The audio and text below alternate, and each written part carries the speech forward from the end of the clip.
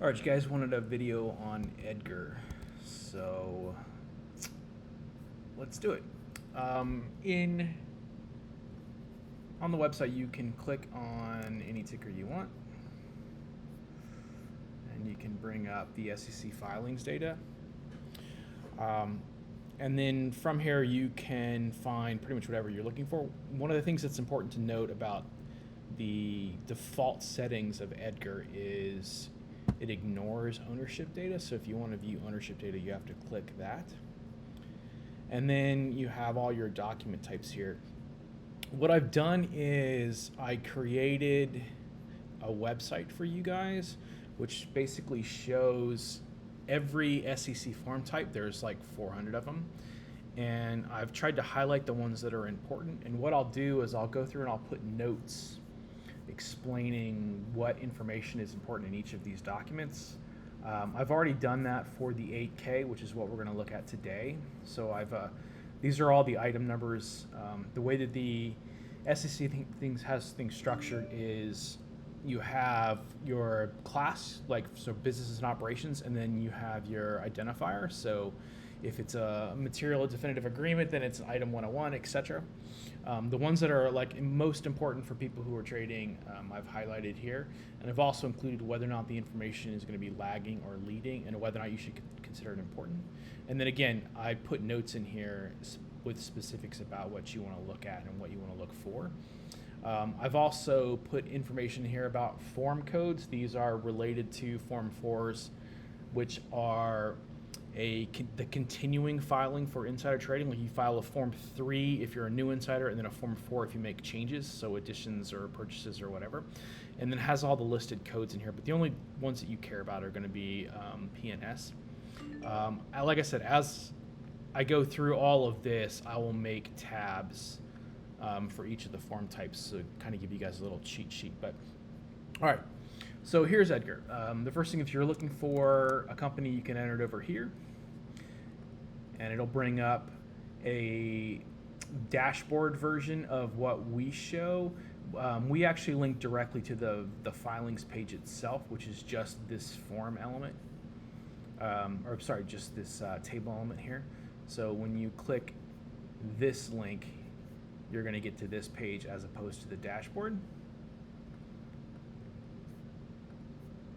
And another thing you can do with EDGAR is it's based on Elasticsearch.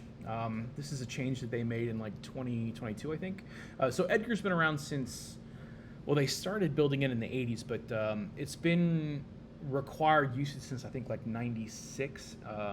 And it's been a website since 2002, so it's been around for a long time. But they just actually updated it back into Elasticsearch, so you can now do searches here. So what's really relevant right now is, of course, bird flu. So remember to keep things in quotes. Now you're going to get a whole bunch of results here, and I'm going to look for just the last little bit of time here. But a lot of this is going to be duplicative because a company will file something and then that same string will show up in lots of documents. So what you really want to do is you want to narrow this down based on what you want. So you're most likely not going to care about bird flu in a Form 4. What you're going to be looking for is you're going to be looking for it in an 8K. So what we're going to do is we're just going to filter this search only into 8Ks, which are right here. Now this is going to bring up both the primary document as well as any of the exhibits. That's what the EX value is. So let's just click this document here, okay? Now again, it says right here, it's an item 801 other events. So if you come over here, you can see what 801 is. This is just the normal process of disclosing information. It has to be filed within 4 days of whenever the material chain was. It does not affect the shelf status.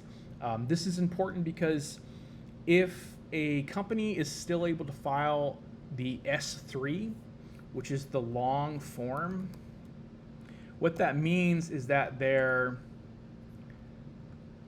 meeting the requirements that the SEC has for disclosure and everything else. It means they haven't had a reverse split. It means that there's really nothing toxic about the shell. So if you're looking for safer stocks, you're looking for S3s. Now an S1 is the initial long form that is filed when you IPO, but once a company is registered And once listed and it's actually actively trading, they should always file an S3. If a company files an S1, that means that they no longer can qualify for an S3, and this is a sign that the stock is a higher risk. So you want to make sure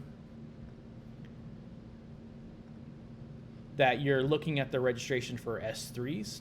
And this information, like if they don't file data within 4 days, then that will affect whether or not they can or cannot file a shelf status. So that's what this column is here. Like for example, if you file for bankruptcy, obviously you're going to have to go through a full disclosure if you try to raise any money. So that impacts the S3 status. If you don't declare that you've been marked non-compliant by the exchange, it can potentially affect your shelf status. Like if you file it 6 days, it's going to be a problem. 3 days, you're fine. Anything related to other events, it's not going to affect your shelf status at all. So most everything has to be filed within 4 days, with the exception of your quarterly reports. Your quarterly reports have to be filed 71 days, within 71 days from the 8K that was last filed for your last quarterly report. So this is one way of estimating when earnings are going to be. But anyway, so back here. So here we have an item 801. What this is that this is a standard disclosure, okay? And there's two ways that companies can communicate. You can file a document that is legally required, that's a disclosure, that has to be filed with the SEC. Or you can have a communication which is not something that is materially relevant to the stock, so you don't have to file an 8K. Like you can file a press release that does not have to be submitted to the SEC. Like if the CEO goes on CNBC or whatever and is just talking about the company, that does not have to have a transcript filed with the SEC. It's not a legal disclosure, it's just communication. So not everything that you're looking for is going to be in EDGAR. You have to specifically check also the website's PRs. So this was TRAW. Okay. So we actually don't have a website for TRAW. That's interesting. Let's go back over here.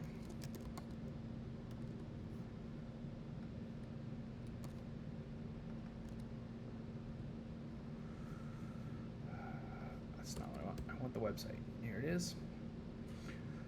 All right, so this might have been a bad example, but here we go. On the website, they should have an archive of everything that they've PR'd or released. Now, what you need to do is when you're looking through events in EDGAR, you need to verify that they haven't had other events that have not been filed in 8K for. So that's just something to pay attention to. So, but back to here. So we've got a disclaimer about bird flu here. This is what is in the news right now. So you would want to read this and then figure out whether or not the company looks like they're moving into that sector. You can add more complicated searches in here, but in general, EDGAR is not as friendly as you would want it to be when it comes to that. So I tend to stick to one string that's in quotes for whatever I'm looking for, and then you basically want to search for the most recent data, which I had the last time. There it is. Now, an exhibit is something that is filed in addition to the disclosure. Like, so for example, this company, they will file an 8K, and that 8K will state, this is the 8K, this is what is the legal disclosure that is broken up by items. So this will tell you, we issued a press release, okay? This is the actual disclosure statement that they're filing. The exhibit here is the actual press release itself. So that's what the EX99-1 is. So this is what they actually sent out for dissemination across the wire service. And then the actual legal disclosure is just that they did file that. So that's quick and dirty. I hope that get you guys started, and I'll post a link to this in chat so you guys can have your little note sheet. All right, have a good day.